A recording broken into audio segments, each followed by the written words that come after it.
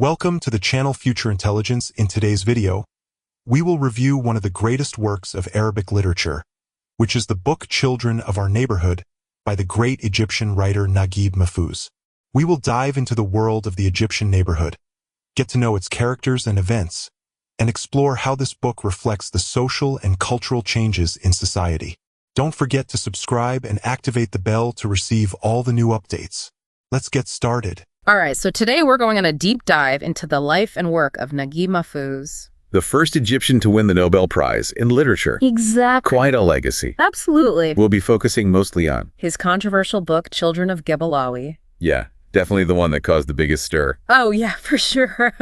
A book so controversial, it was banned in Egypt for decades and even sparked an assassination attempt. I mean, that's how you know you've written something powerful. Oh, absolutely. When people are willing to resort to violence to silence you. Yeah, it's a story rooted in the alleyways of Cairo. But its themes resonate far beyond those streets. Oh, yeah, for sure. It grapples with these huge questions about justice, faith, fate. The stuff humans have been wrestling with for centuries. Exactly. And what's so fascinating about Mahfouz is how deeply intertwined his life is with his work. Oh, absolutely. He wasn't writing in a vacuum. His experiences during a time of immense change in Egypt directly fueled his stories. He was born in 1911, right? I mean, just think that puts him smack dab in the middle of the 1919 revolution. Right in the thick of it. Didn't that hugely influence his famous Cairo trilogy? Oh, absolutely. The Cairo trilogy is a masterpiece of social realism, and you can trace the impact of the 1919 revolution in its very DNA. Like how so? Give us an example. Well, for example, in the first book, Palace Walk the Patriarch. Al-Sayyid Ahmad Abd al-Jawad. Yes, him. He embodies the strict traditional order that the revolution sought to overthrow. Interesting. And his struggles, they mirror the larger societal tensions of that era. So Mahfouz is weaving these huge historical events into individual lives, giving us a glimpse into what it was actually like to live through those times. Exactly. And there's another layer here that I find quite intriguing. Okay, tell me. Before he was this world-renowned novelist, Mahfouz was a civil servant. Oh, really? I didn't know that. Yeah, he even worked in film censorship for a time. Wow, what a contrast. It makes you wonder if that experience shaped his perspective on storytelling and what could be said or even left unsaid in a society grappling with change. It's like he had this insider's view of what was deemed acceptable, what could pass the censors. Exactly. And then he goes on to write this incredibly controversial book. It makes you think. It really does. About how our own experiences, even those seemingly unrelated to our passions, can find their way into our work. You know what it reminds me of? That quote by Hemingway, "We are all apprentices in a craft where no one ever becomes a master." Oh, I love that. I mean, it's so true, right? We're constantly drawing on our experiences, even the ones that seem totally random or unrelated. Yeah, and as Mahfouz's writing career progressed, we see this evolution in his style, moving from historical realism to social realism. Okay. And then into more symbolic and philosophical works. And that's where Children of Gebelawi comes in, right? Yeah, right on the money. Published in 1959, it immediately caused a stir. Oh yeah, big time. I'm almost afraid to ask. Hit me with it. What was it that made this book so explosive? Well, imagine this. A Cairo alleyway called Gebelawi. Okay, I'm picturing it. Not just any alleyway, but one representing the world itself. Oh, wow. Okay, so we're already in the realm of allegory. Exactly. And the inhabitants grapple with issues of justice, faith, fate, you name it. So it's like a microcosm of humanity. Right there in that alleyway. Playing out these universal struggles. Exactly. But the way Mahfouz does this is through allegory. Right. And his representation of religious figures and stories. I can already see where this is going. Yeah, it was seen as highly controversial, even blasphemous. Yeah, I can definitely see how that would ruffle some feathers. Especially back then. It's like he's taking these incredibly sensitive topics and reimagining them in this almost mythical, allegorical way. Right, and pushing the boundaries of what was considered acceptable. Absolutely. I can definitely see how that would push some buttons. Oh yeah, big time. Especially in a society where religion plays such a central role. Yeah, it's important to remember the context here. Okay, let's talk context. Mahfouz is writing just a few years after the 1952 Egyptian Revolution. Huge turning point in Egyptian history. A time of massive political and social upheaval. There was this sense of questioning the old order. Trying to figure out where to go from here. Searching for a new path. And Children of Gebelawi taps into that very energy. So he's reflecting the turbulence of his time. Yeah.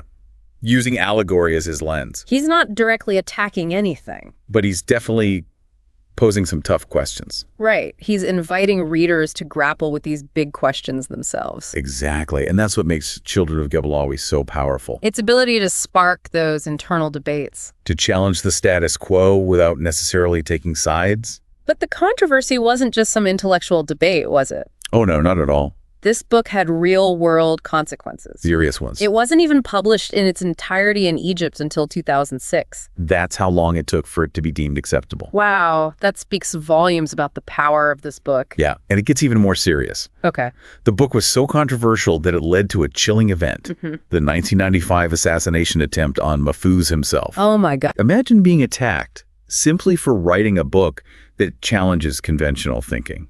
I mean, that's just horrifying. It is. It makes you realize that words, especially when they touch on deeply held beliefs, can have immense power. Oh, absolutely. They can incite, they can provoke, they can inspire, they can destroy. In this case, they almost led to Mahfouz's death. They very nearly did. What's remarkable, though, is Mahfouz's reaction to the attack. Oh, yeah. Tell me about it. He didn't succumb to anger or hatred. No, he didn't. In fact, he expressed regret that his attackers were executed. That's incredibly powerful. To be able to respond to such violence with compassion. It's truly remarkable. It really speaks volumes about his character. It shows a depth of empathy that's truly inspiring, especially in the face of such a horrific event. Okay, so we've talked about the controversy, the context. The weight of this book. But what about the book itself? Can you give us a glimpse into Children of Gebelawi without giving away too much?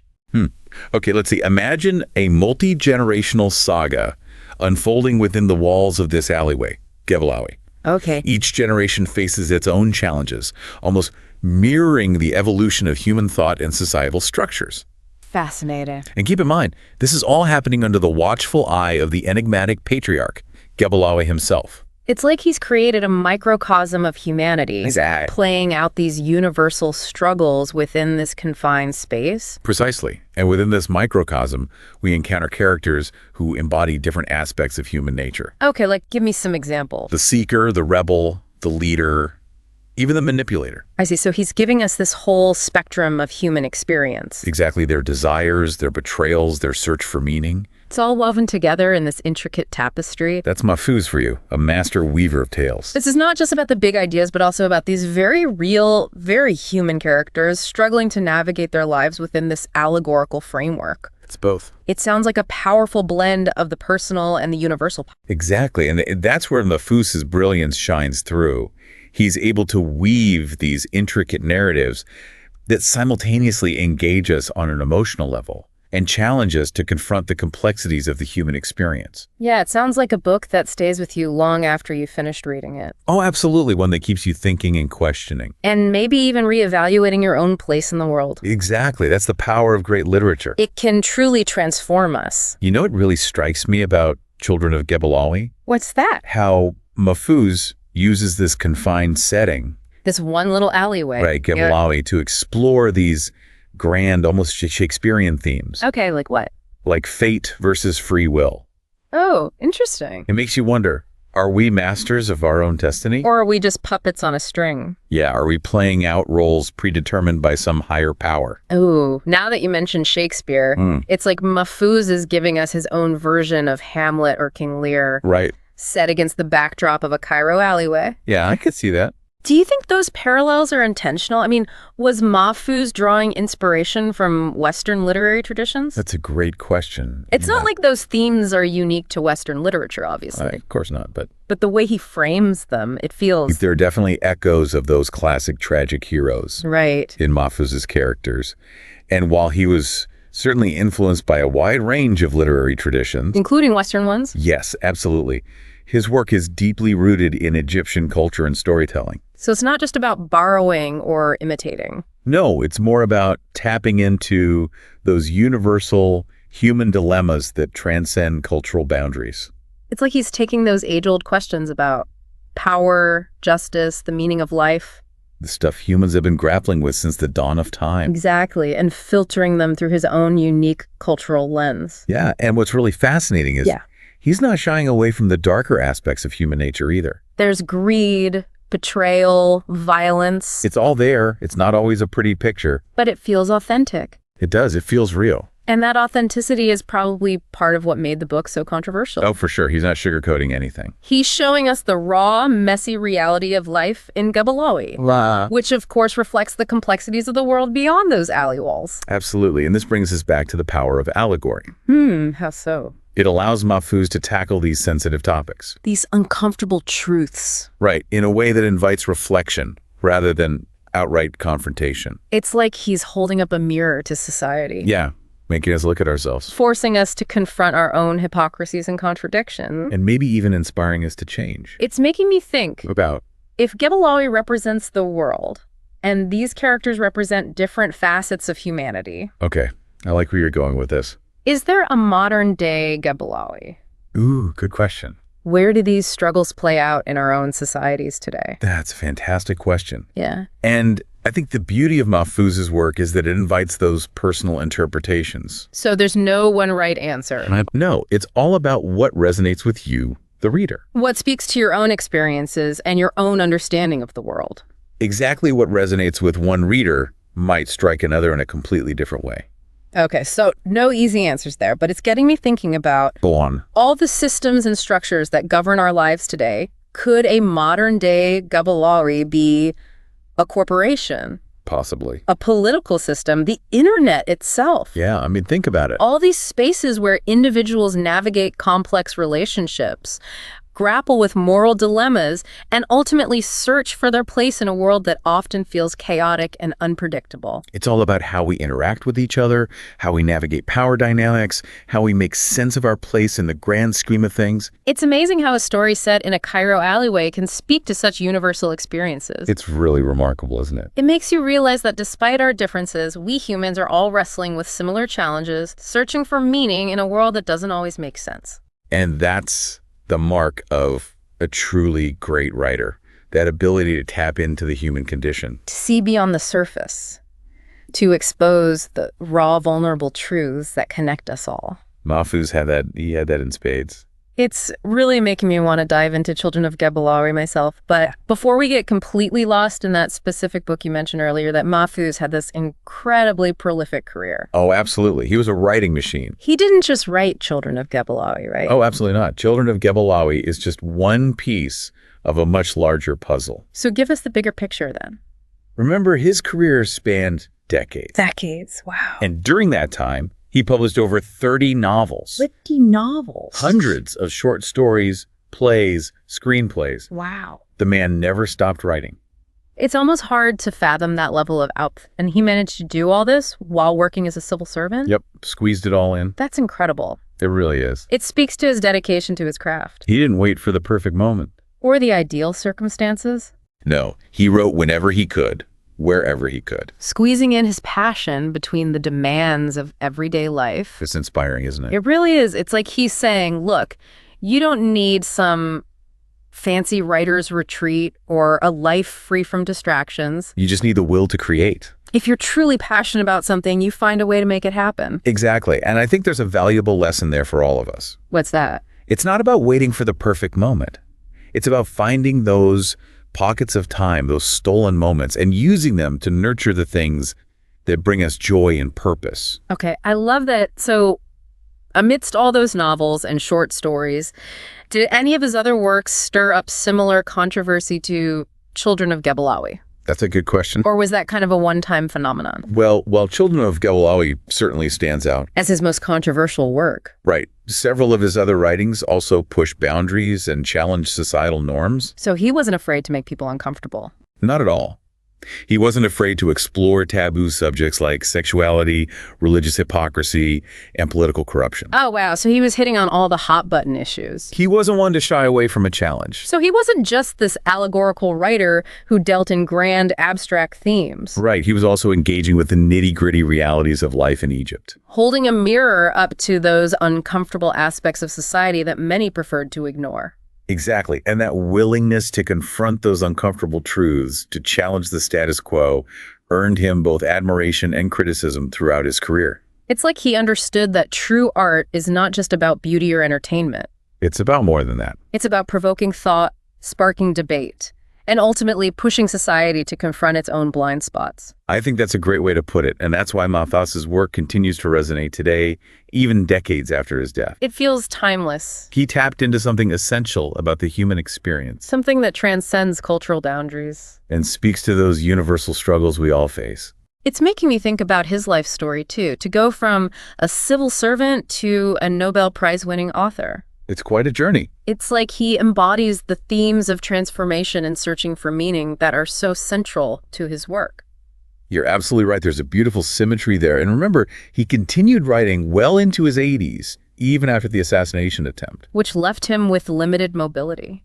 Yeah, it's remarkable. His dedication to his craft was truly remarkable. He just kept going. It's like he's saying, look, life throws curveballs. You can choose to be defined by those challenges. Or you can keep pushing forward. Keep creating, keep expressing yourself. Exactly. And I think that's a powerful message for all of us, regardless of our chosen paths. It's about resilience, about finding that inner strength that allows us to keep pursuing our passions even when faced with adversity.